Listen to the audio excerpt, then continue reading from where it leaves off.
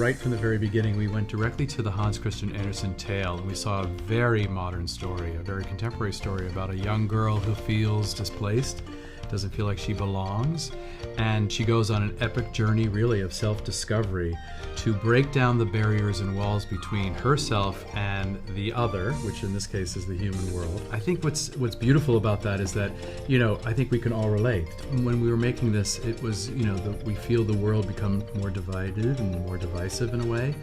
And it was this wonderful antidote the entire time about not being afraid of what's on the other side of the border or other side of the wall, not being afraid of someone different than you. And this wonderful reminder that we're really all one.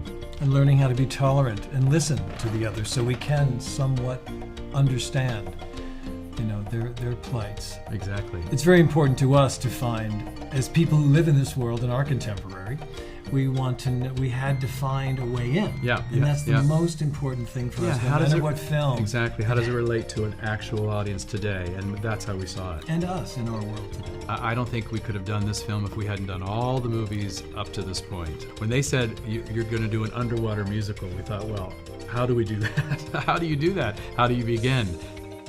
Because everything is no sets, pieces and things like that, and a few props that were used, but everything had to be added digitally. But we had this incredible group of people, and we prepped like crazy. We spent years prepping for this film.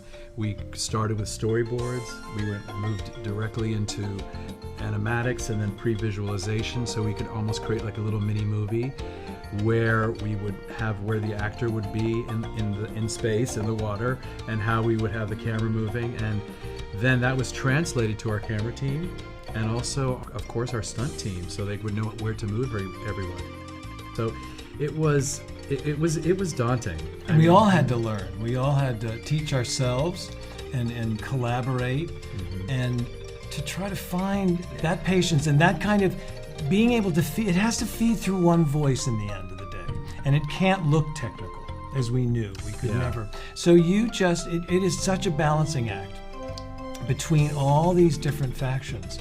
But the way that the stunt people had to move and flow, and the actors, the whole thing was a musical exercise. Yeah, you're absolutely right, John. I mean, it was definitely all had to be choreographed in advance. That was the most important thing. Otherwise, we wouldn't know how to even begin. Yeah.